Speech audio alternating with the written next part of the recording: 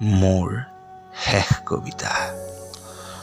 হঠাতেই মোৰ জীৱনত ইমান অন্ধকাৰ আহি পৰিব পাৰে বুলি মই কাহানিও সপোনতো ভবা নাছিলোঁ।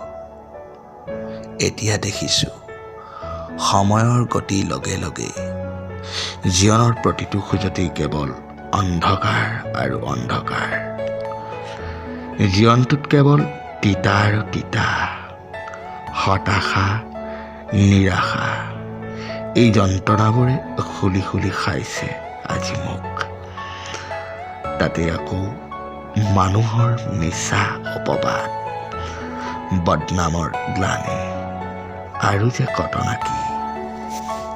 ভাগৰি পৰিছোঁ, কাক কওঁ, কোনে বুজিব? এই স্বাৰ্থপৰ পৃথিৱীখনত সময় বা আছে কাৰ?